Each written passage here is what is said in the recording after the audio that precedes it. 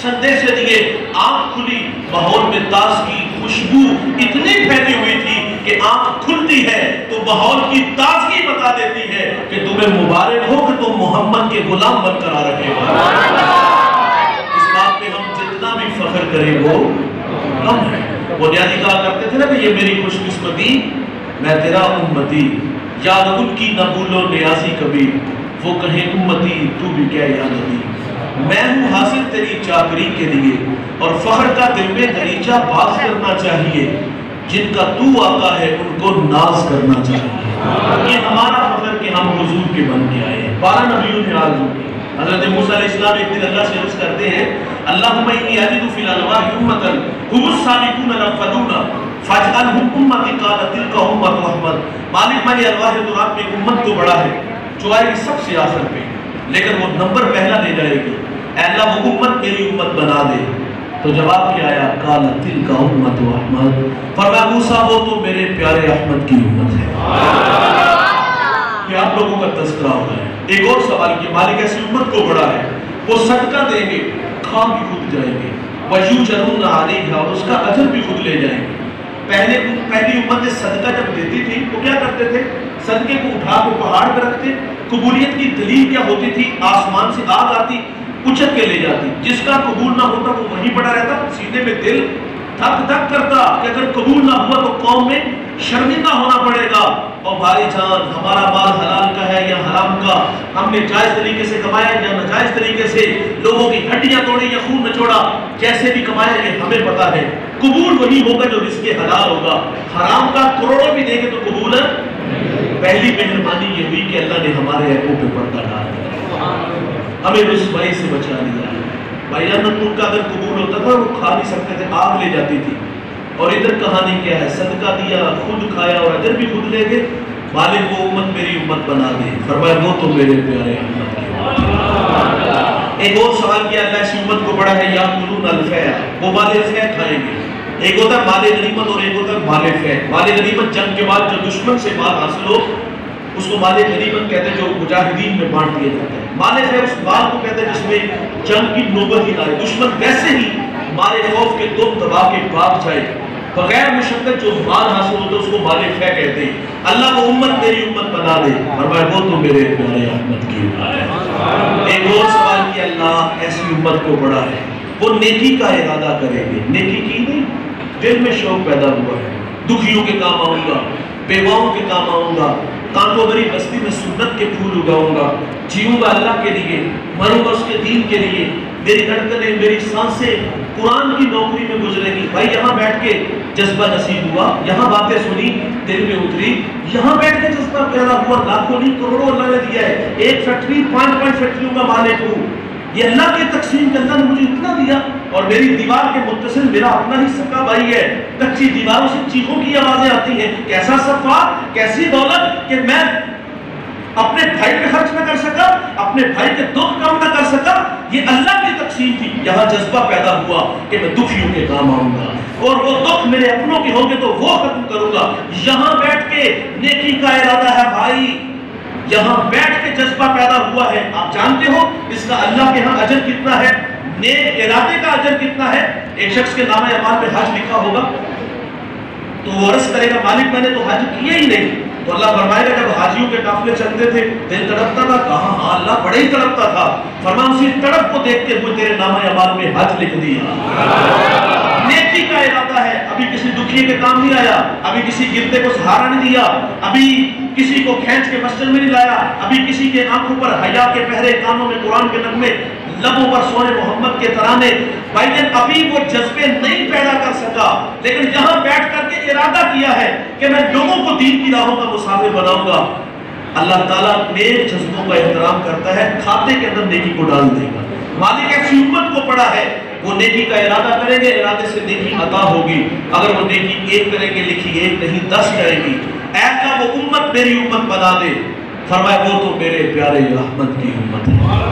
ایک اور سوال کہ اللہ اس امت کو بڑا ہے، وہ گناہ کا ارادہ کریں گے، گناہ کیا نہیں پروگرام بنا ہے، رات شراب خانے میں شراب کے جام اڑائیں گے، بند کمروں میں آگ بیزی کریں گے، منحوس خیال آیا میں تنکوں کے نشے من میں میری ہمسائیگی میں بسنے والے سنگ مرمر کے بنے گھروں میں رہیں، میرے بچے نانے شبیہ قدر سے اس کے گھر میں گھی کے چراغ جلائیں، میں قسم کرسی کی زندگی گزاروں، وہ عیش و عشرت میں رہے۔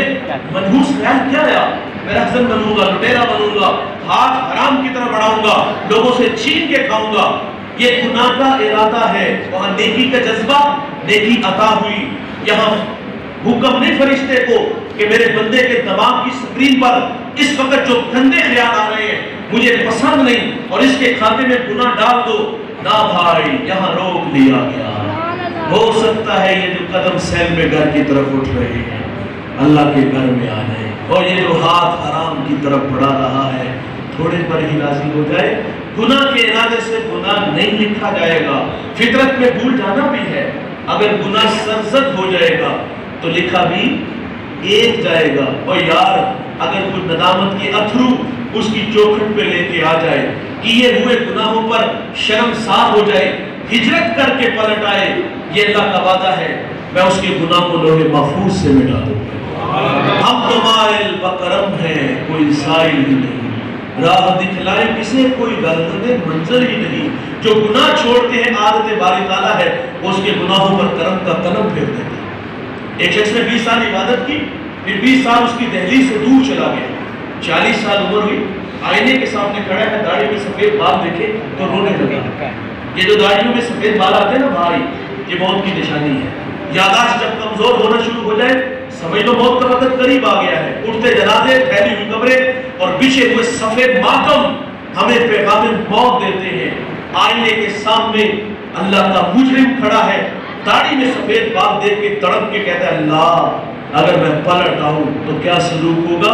حاطف سے آواز آتی ہے 20 سال عبادت کی، قبول کی، 20 سال میری دہلیز سے دور چلا گیا، میرے حکموں کو توڑا، مجھے ناراض کیا، آواز کیا ہے؟ میں نے تیرا انتظار کیا، تو آ گیا ہے، تیرا رب رحیم بھی ہے، کریم بھی ہے، جا میں نے تیرے ماضی کے سارے گناہ معاف فرما دیے۔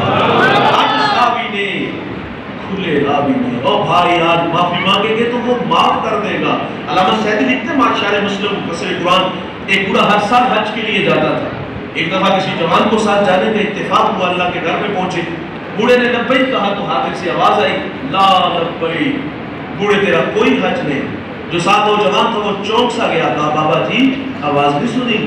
پتر یہ آواز 70 سال سے سن رہا ہوں۔ کہا بابا پھر بھی آتے ہو؟ لہجہ پھٹنے لگا، روک گا بتا اس در کے علاوہ کوئی در ہے؟ جہاں جا کے دامن پھیلاؤں؟ بس اتنا ہی کہنا تھا کہ رحمت خدا بندی جوش میں آئی۔ حاطف سے آواز آتی ہے جا بوڑھے، ہم نے تیرے 70 کے 70 حج قبول فرمائے۔ آج صحابی نے کھلے رابی نے، او بھائی آج توبہ کے آنسو اس کی چوکھٹ پہ لے آئیں گے تو وہ معاف کر دے گا۔ تو کہا مالک ایسی امت کو میں نے پڑھا ہے وہ گناہ کا ارادہ کریں گے، ارادے سے گناہ نہیں لکھا جائے گا، ہو جائے گا تو لکھا بھی ایک جائے گا۔ اے اللہ وہ امت میری امت بنا دے۔ تو جواب کیا آیا؟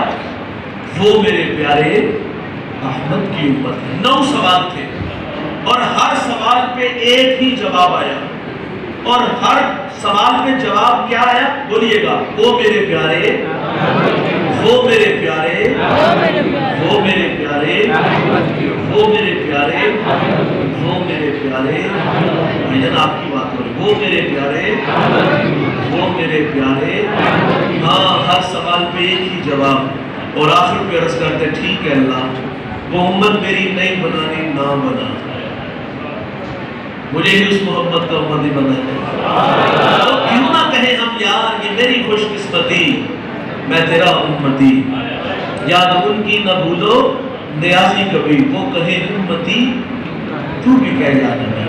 کہو نا یار سیدی مرشدی یا نبی یا نبی، سیدی مرشدی یا نبی یا نبی، سیدی مرشدی یا نبی یا نبی، سیدی مرشدی یا نبی یا نبی، سیدی مرشدی یا نبی یا نبی، امتی تو بھی کہہ یا نبی۔ بھائی جان اس امت میں 63 برس گزارے، توجہ چاہوں گا میں گفتگو سمیٹ لینے لگا، اس امت میں 63 برس گزارے اور ساری زندگی اس امت کو یاد رکھا۔ فضل بن عباس کہتے ہیں جب حضور کو مرکز نور میں اتارا گیا نا تو میں نے دیکھا لب حرکت میں تھے، کان قریب کر کے سنا تو حضور اس وقت بھی فرما رہے تھے اے اللہ میری امت کی مغفرت فرما۔ میرے نبی پہ جب عذاب کی آیت اتری نا تو رنگ متغیر ہو گیا۔ آپ مجمع صحابہ سمجھ کر باہر چلے گئے۔ صحابہ سمجھے شاید حضور کسی حاجت کے لیے گئے ہیں، تھوڑی دیر انتظار کیا، تشریف نہ لائے تو تلاش کرنا شروع کر دیا۔ ایک دن، دو دن، حتیٰ کہ تیسرے دن کا سویرا طلوع ہو گیا، ممبر اداس، گلیاں اجڑ گئی۔ بلال حبشی مدینے کی گلیوں میں چیخ کے مار مار کے روتا ہے، اور سیدہ فاطمہ رضی اللہ تعالیٰ عنہ گھر میں کشی پر کشی آ رہی ہے۔